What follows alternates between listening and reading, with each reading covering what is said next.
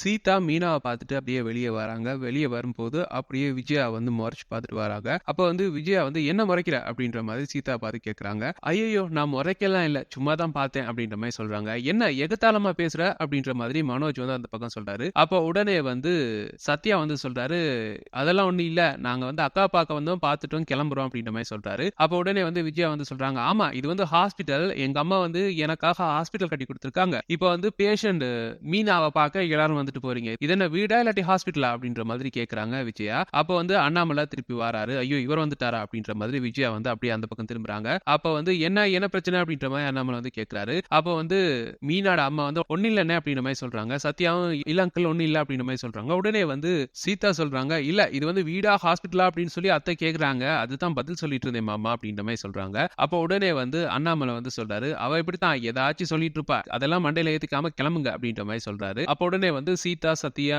மீனாட அம்மா எல்லாருமே வந்து வீட்டை விட்டு கிளம்பி போறாங்க. அப்படியே வந்து பார்த்தோம்னா விஜயா வந்து காட்டுறாங்க. விஜயா வந்து அண்ணாமலையை கூப்பிட்டு சொல்றாங்க, பாத்தீங்களா இப்பவே உங்களுக்கு இவ்வளவு வாய் நீளுது, அதாவது மீனா வந்து இப்பதான் அந்த எலெக்ஷன்ல நிக்க போறா, ஜெயிக்க கூட இல்ல, அதுக்குள்ளே வந்து இவ்வளவு வாய் பேசுறாங்களே, ஒருவேளை அவ ஜெயிச்சிட்டா அப்படின்னா என்னெல்லாம் பண்ணுவாங்க, தலையில ஏறி நின்று ஆடுவாங்க போல இருக்கு, இதனாலதான் சொன்னேன் ஒண்ணுமே இல்லாத இவங்க எல்லாம் தலைவர் ஆகக்கூடாது, ஆனா இப்படித்தான் இருக்கும் அப்படின்ற மாதிரி சொல்றாங்க விஜயா. உடனே அண்ணாமலை வந்து சொல்றாரு, விஜயா உனக்கு ஒண்ணும் தெரியாது, நீ வாயை மூடிட்டு தேவையில்லாத விஷயங்களை வந்து தலையிடாத, அந்த எலெக்ஷன் அப்படின்றது வந்து முத்து மீனா சம்பந்தப்பட்டது, அது அவங்க எடுக்கிற முடிவு, நடுவுல வந்து நீயோ நானோ கருத்து சொல்லக்கூடாது அப்படின்ற மாதிரி சொல்லிட்டு வழக்கம் போல அண்ணாமலை வந்து அட்வைஸ் மலையை வந்து பொழிஞ்சிட்டு போறாரு. அப்படியே வந்து விஜயா வந்து இந்த பக்கம் மனோஜிட்டு வந்து கேட்கறாங்க, பாத்தியாடா எவ்வளவு பேசிட்டு போகுதுங்க, இந்த ஆளும் சப்போர்ட் பண்ணிட்டு போறாரு அப்படின்ற மாதிரி சொல்றாங்க. ஆமாமா நம்ம அப்பா எப்பவுமே நமக்கு சப்போர்ட் பண்ண மாட்டாரு, அவங்களுக்கு மட்டும்தான் சப்போர்ட் பண்ணுவாரு, இப்பதான் இதெல்லாம் புரிஞ்சுக்க போறாரோ தெரியல அப்படின்ற மாதிரி மனோஜ் வந்து சொல்லிட்டு இருக்காரு. இதை வந்து அண்ணாமலை வந்து கேட்டுட்டாரு. கேட்டுட்டு திருப்பி வராரு. திருப்பி வந்து சொல்றாரு, என்ன சொன்ன அப்படின்ற மாதிரி மனோஜ் வந்து கேட்கிறாரு. இல்லப்பா நான் ஒன்னும் சொல்லல அப்படின்ற மாதிரி மனோஜ் வந்து பம்புறாரு. இல்ல நீ இப்ப ஏதோ சொன்ன, அதாவது நான் முத்து மீனாவுக்கு சப்போர்ட் பண்றேன் அப்படின்னு சொன்னேன், இப்ப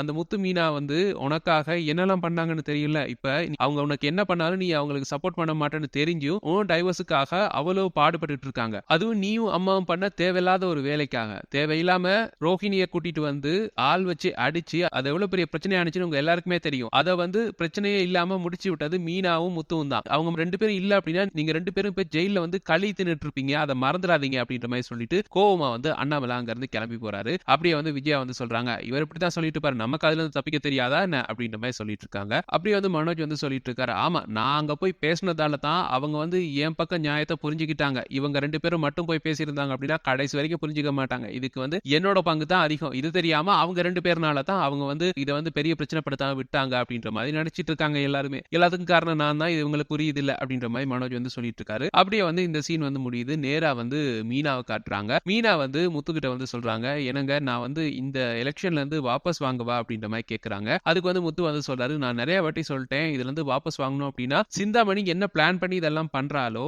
அது வந்து சக்சஸ் ஆயிருச்சு அப்படின்ற மாதிரி அவ நினைச்சுப்பா, அவளை வந்து நாங்க தோக்கடிக்கணும், அவ வந்து பயந்துட்டா, தோத்துருவேன் அப்படின்னு சொல்லி பயந்ததால தான் இந்த அளவுக்கு பண்றா, அவளுக்கு வந்து ஜெயிச்சிருவோம் அப்படின்னு தெரிஞ்சிருந்துச்சு அப்படின்னா கண்டிப்பா இதெல்லாம் பண்ணிருக்க மாட்டா, சோ கண்டிப்பா நீ தான் ஜெயிக்க போற, அதனால அவசரப்படாத, உனக்காக உனக்கு பின்னாடி எத்தனையோ பூ கட்டுறவங்க கஷ்டப்பட்டவங்க எவ்வளவு பேர் இருக்காங்க, அவங்க எல்லாம் உன் மேல அவ்வளவு நம்பிக்கையா இருக்காங்க, அதனால நீ வந்து இந்த மாதிரி பின்வாங்குற கதையை வந்து இனிமே கைவிட்டுரு அப்படின்ற மாதிரி சொல்றாரு. அப்ப வந்து மீனா வந்து சொல்றாங்க, சரிங்க அப்படின்ற மாதிரி சொல்றாங்க. அப்படியே வந்து பூ கட்டுறவங்க நிறைய பேர் வந்து அப்படியே வந்து மீனா வந்து பார்த்துட்டு போறாங்க. பார்த்து மீனாக்கு வந்து ஆறுதல் சொல்லிட்டு போறாங்க. அது மட்டும் இல்லாம மீனா இனிமே வந்து உனக்கு வந்து நாங்க வந்து ஒரு பாடி கார்டா இருப்போம், உங்க வீட்டை சுத்தி நாங்க தான் இருக்க போறோம், எங்களை மீறி உங்க மேல கை வச்சிடறாங்களான்னு பாப்போம் அப்படின்ற மாதிரி சொல்லிட்டு அவங்க அப்படியே அங்க இருந்து போறாங்க. இந்த விஷயம் வந்து விஜயாக்கு தெரியாது. அந்த டைம் பார்த்து சிந்தாமணி வந்து விஜயாக்கு வந்து போன் பண்றாங்க. போன் பண்ணி வந்து சொல்றாங்க, என்ன மாஸ்டர் வாபஸ் வாங்க போறாவா இல்லையா அப்படின்ற மாதிரி கேக்குறாங்க. எங்க வீட்டுல இருக்க எல்லாருமே வந்து வாபஸ் வாங்க விட மாட்டாங்க போல இருக்கு, மீனாவே வாபஸ் வாங்கும் அப்படின்னு முடிவெடுத்தா கூட வீட்டுல இருக்க ஒருத்தரும் விட மாட்டாங்க போல இருக்கு, ரொம்ப கஷ்டம் போல, ரொம்பவே ட்ரை பண்ணிட்டேன் அப்படின்ற மாதிரி சொல்றாங்க.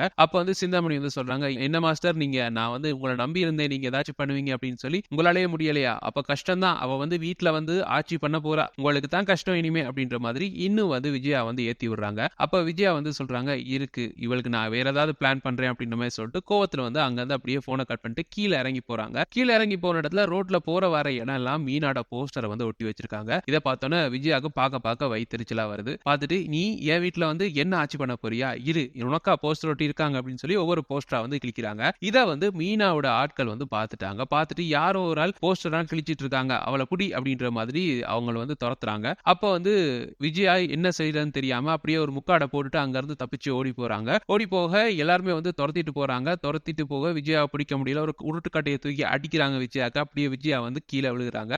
திருப்பி எலும்பி ஓடலாம் அப்படின்னு பார்த்தா இல்ல, எல்லாருமே சுத்தி வளைச்சு வெளுன்னு விழுக்குறாங்க. ஆனா யாரு அப்படின்றத பார்க்க முடியல. கடைசியில வந்து ஒரு கட்டத்துல விஜயாவால வந்து முடியல. அப்படியே திறந்து காட்டுறாங்க யார் அப்படின்னு சொல்லி. ஐயோ இது மீனாவோட மாமியாராச்சே அப்படின்ற மாதிரி அவங்க வந்து ஷாக் ஆகுறாங்க. ஆமா நான் மீனாவோட மாமியார் தான். நீங்க நீங்க அந்த வேலை பண்ணீங்க, மீனாவோட போஸ்டரை நீங்க கிழிச்சீங்க அப்படின்ற மாதிரி அவங்க கேக்குறாங்க. ஐயோ நான் போஸ்டர் எல்லாம் கிழிக்க வரலங்க, யாரோ கிழிச்சிருந்தாங்க, அந்த போஸ்டர் மறுபடியும் ஒட்டுறதுக்கு வந்தேன்னா என் மருமக போஸ்டர் நான் போய் கிழிப்பேனா, என் மருமக வந்து எலெக்ஷன்ல நின்று ஜெயிச்சா எனக்கு தானே பெருமை அப்படின்ற மாதிரி அந்த பெல்ட் அடிக்கிறாங்க விஜயா. ஐயோ மன்னிச்சிருங்க, கண்டிப்பா வந்து நீங்க அப்படின்றது எங்களுக்கு தெரியாது, தெரியாம பண்ணிட்டோம் அப்படின்ற மாதிரி அவங்க வந்து சொல்றாங்க. அப்படியே வந்து வாங்க அப்படியே டாக்டர்கிட்ட போகலாம் அப்படின்ற மாதிரி சொல்றாங்க. இல்ல எனக்கு ஒன்னும் இல்ல அப்படின்ற மாதிரி சொல்றாங்க. இல்ல நீங்க வந்து எங்க தலைவியோட மாமியார், கிட்டத்தட்ட அவங்க அம்மா மாதிரி, உங்களை வந்து இப்படியே விட்டுட்டு எல்லாம் போக முடியாது, வாங்க ஹாஸ்பிட்டலுக்கு போவோம் அப்படின்னு சொல்லி இவங்களை கொண்டு போய் ஹாஸ்பிட்டல்ல வந்து அட்மிட் பண்றாங்க. பெரிய அடியெல்லாம் இல்ல, பட் ஓரளவு உள்காயம் இருக்கு அப்படின்றது நல்லாவே தெரியுது. அப்படி வந்து அட்மிட் பண்ணிட்டு இவங்க அங்க இருந்து போறாங்க. போகும்போது இவங்களுக்குள்ளே பேசிக்கிறாங்க. பாத்தியா இந்த பொம்பளை இதுதான் அந்த போஸ்டரை வந்து கிழிச்சிச்சு, ஆனா நம்ம கிட்ட வந்து நான் வந்து அதை ஒட்ட வந்தேன் அப்படின்னு சொல்லி அந்த பல்ட்டி அடிக்குது. இந்த பொம்பளைன்னு தெரிஞ்சிருந்துச்சு அப்படின்னா நான் 4 அடி எக்ஸ்ட்ராவா கொடுத்து எலெக்ஷன் முடிகிற வரைக்கும் அப்படியே ஹாஸ்பிட்டல்ல வந்து படுத்த படுக்கையா போட்டிருக்கலாம், ஜஸ்ட் மிஸ் அப்படின்ற மாதிரி சொல்லிட்டு அங்க இருந்து அப்படியே கிளம்பி போறாங்க. அப்படியே வந்து மனோஜ் வந்து அவசர அவசரமா ஓடி வராரு. அம்மா என்னாச்சுமா அப்படின்ற மாதிரி ஓடி வராரு. அப்ப விஜயா வந்து சொல்றாங்க, இல்லடா இப்படி மீனாட போஸ்டர் வந்து கிளிக்க போனேன், அவருடைய ஆட்கள் வந்து என்ன அடின்னு அடிச்சுட்டானுங்க, அவ புருஷன் தான் ரவுடி அப்படின்னு பார்த்தா இப்ப இவளும் பெரிய ரவுடி ஆயிரா போல இருக்குடா அப்படின்ற மாதிரி சொல்லிட்டு இருக்காங்க அவங்க. அப்படியே வீட்டுல இருக்க எல்லாருமே வராங்க. வந்து அண்ணாமலை வந்து கேக்குறாரு, ஏன் விஜயா நைட் டைம் நீ எங்க போன அப்படின்ற மாதிரி கேக்குறாரு. அதுக்கு வந்து விஜயா வந்து சொல்றாங்க, இல்லங்க நான் வந்து காத்து வாக்குல அப்படி நடந்துட்டு வரலாம் அப்படின்னு போனேன், இந்த மீனாவோட அடியாட்கள் வந்து என்ன போட்டு வெளுன்னு வெளுத்துட்டாங்க, இவளுக்கு வந்து என் மேல இருக்க கோவத்தை வந்து அவங்க கிட்ட சொல்லிருப்பா போல இருக்கு, அவங்க வந்து வெளுன்னு வெளுத்துட்டானுங்க, இவ வந்து ஆள் வச்சு அடிக்கிற அளவுக்கு வந்துட்டா, இவெல்லாம் நம்ம வீட்டுல வேணாங்க, இவ எப்படியா துரத்தி விட்டுரும் அப்படின்ற மாதிரி சொல்றாங்க. அப்படியே அண்ணாமலை வந்து நேரா மீனாவை திரும்பி பாக்குறாரு. மீனா வந்து இல்ல மாமா அப்படின்ற மாதிரி சொல்லிட்டு இருக்க. குறுக்க முத்து வந்து சொல்றாரு, என்ன நடந்துச்சுன்னு நான் சொல்லவா அப்படின்னு சொல்லி இவங்க போஸ்டர் கிளிக்க போனது அது இவங்க தானே தெரியாம மீனாவோட ஆட்கள் வந்து அடிச்சது எல்லா விளக்கத்தையும் வந்து முத்து வந்து சொல்றாரு. இதை கேட்டோன்னே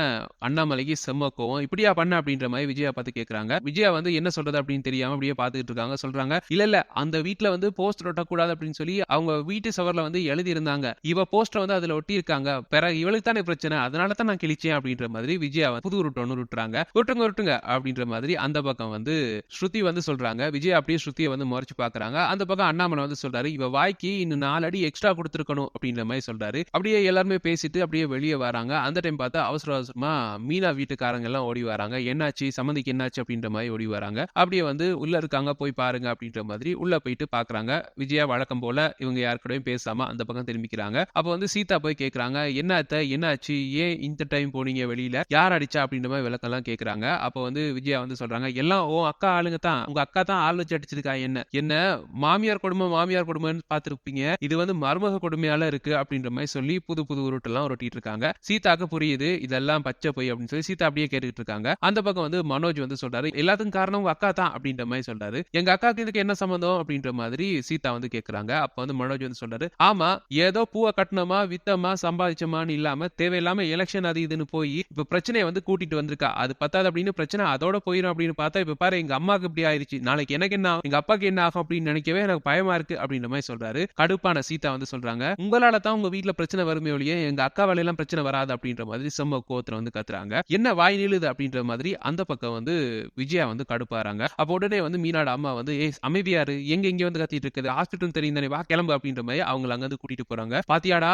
வாய எதுக்கு அப்படின்ற மாதிரி அந்த பக்கம் வந்து விஜயா வந்து மனோஜை பார்த்து கேக்குறாங்க. ஆமா வீட்லயும் பார்த்தேன் கொஞ்சம் ஓவரா தான் பேசிட்டு இருந்துச்சு, இப்பயும் அப்படித்தான் பேசுற மாதிரி இருக்கு, இதெல்லாம் சரிப்பட்டு வராது, ஏதாவது பண்ணி ஆகணும் அப்படின்ற மாதிரி சொல்லிட்டு இருக்காங்க. அந்த டைம் பார்த்து சிந்தாமணி விஜயாவை பாக்குறதுக்கு ஹாஸ்பிட்டலுக்கு வந்து வராங்க. அப்ப வந்து முத்து வந்து அப்படியே சிந்தாமணியை பார்த்து முறைச்சிட்டு இருக்காரு. சிந்தாமணி அதெல்லாம் கண்டுக்காம அப்படியே சிரிச்சுக்கிட்டே வராங்க. அண்ணாமலை சிந்தாமணியை கண்டோட அந்த பக்கம் திரும்பிடுறாரு. அப்ப வந்து என்னாச்சு அப்படின்ற மாதிரி அண்ணாமலையை பார்த்து கேட்கிறாரு. அண்ணாமலை அப்படியே கையை காட்டாரு, விஜயா அந்த ரூம்ல தான் இருக்காங்க அப்படின்ற மாதிரி. அப்ப சிந்தாமணிக்கு பயங்கர அசிங்கமா போயிருச்சு அண்ணாமலை வந்து ரிப்ளை பண்ணாதது. அப்படியே அந்த தலையை குனிஞ்சிட்டு அப்படியே ரூமுக்கு போறாங்க. அங்க போயிட்டு கேக்குறாங்க, என்ன மாஸ்டர் என்ன இப்படி ஆகி போயிருச்சு அப்படின்ற மாதிரி சொல்றாங்க. அப்படியே விஜயா வந்து சொல்றாங்க, இல்ல அவர் எப்படியாவது எலெக்ஷன்ல இருந்து வாபஸ் வாங்க வைக்கலாம் அப்படின்னு சொல்லி நான் நிறைய ட்ரை பண்ணிட்டு இருக்கேன், சரி தோக்க வைக்கலாம் அப்படின்னு பார்த்து தான் அதை பண்ணேன், அது வந்து இப்படி மிஸ்ஃபயர் ஆகும் அப்படின்னு எதிர்பார்க்கவே இல்லை அப்படின்ற மாதிரி சொல்றாங்க. அப்ப வந்து சிந்தாமணி வந்து சொல்றாங்க, இல்ல நீங்க இனிமே ட்ரை பண்ணலாம் வேணாம், நான் வந்து எலெக்ஷன்ல ஜெயிக்கிறதுக்கு அவளை தோக்க வைக்கிறதுக்கு வேற ஒரு பிளானை போட்டேன் அப்படின்ற மாதிரி சொல்றாங்க. அப்படியே இந்த எபிசோட வந்து முடிக்கிறாங்க. இப்படித்தான் நாளைக்கு எபிசோட் நடக்கும் அப்படின்னு சொல்லி நாங்க ப்ரெடிக்ட் பண்ணிருக்கோம்.